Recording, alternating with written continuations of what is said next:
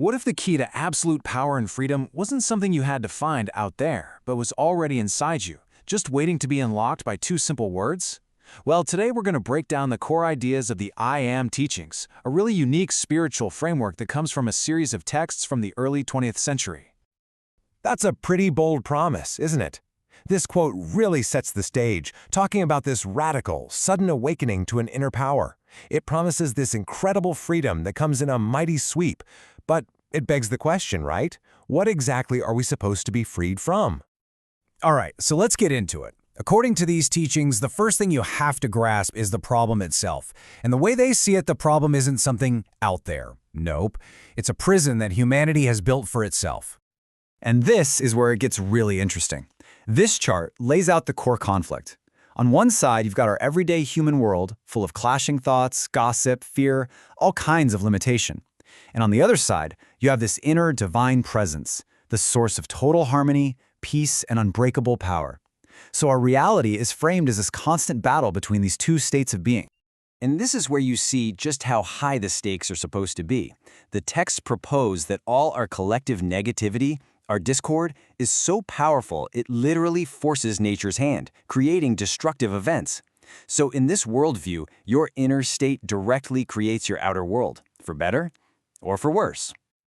Okay, so if we're the ones who built this prison, how in the world do we get out? Well, here's the twist. According to the texts, the key isn't something you have to go looking for. It's already built in. It's a divine power that lives inside every single one of us. And this power has a very specific name, the mighty I Am presence. It's described as the perfect, all-powerful God self that's right inside you. The idea is that it's not a God, it's the God, the ultimate source of all life and power. But it's individualized, a piece of it that belongs just to you. So how do you actually use this thing? How do you activate it? The teachings say the trigger is surprisingly simple. It's the words, I am. The idea is, when you say I am, you're doing way more than just describing yourself. You're basically flipping a switch, acknowledging and releasing the creative power of that God self to make real whatever you say next. And this quote, man, it just sums it all up, doesn't it? The second you recognize that all the energy and power you use every day is this mighty I Am presence, that's the moment you take charge. It's a complete 180 from thinking power is something you have to get from the outside in.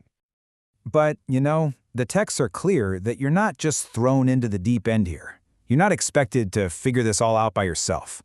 Apparently, there's a whole support system of beings who have already aced this course.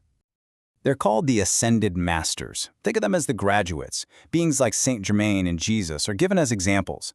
They've already beaten the game, achieved total victory over all the stuff that limits us humans. And that state is called the ascension. Now, they stick around as teachers, helping the rest of us out. And the texts even say they can show up in physical form to give guidance. Okay, let's do a quick recap. We've got the problem, our self-made prison. We've got the solution, that inner I Am power. And we've got the guides, the Ascended Masters. So, what do you actually do? What's the instruction manual look like? Well, the teachings lay out some very specific tools for the job. It boils down to a pretty clear 4-step process. Step 1, control your attention. You have to consciously, steadily keep your focus on your I Am presence. Step 2, refuse discord.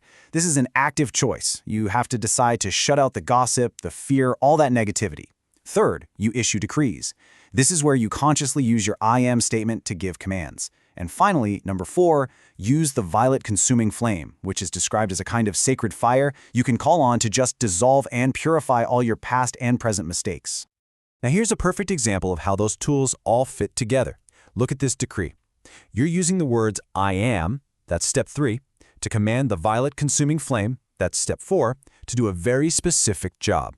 It's a really clear illustration of what they mean by a direct, conscious application of divine power.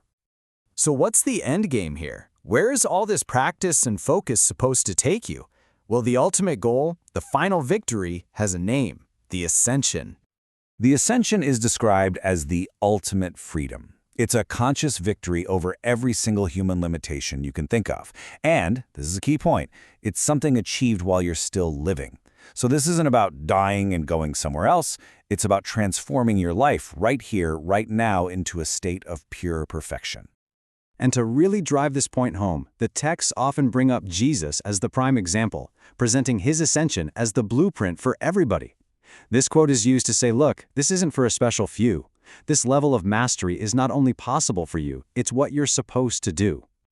And that really brings us right back to the beginning, to the central pillar of this whole teaching, the idea that where you put your attention, that's your ultimate creative force. Which leaves us with a pretty mind-bending question to chew on. What if absolute freedom really is that simple? What if it's all just a matter of what you give your attention to?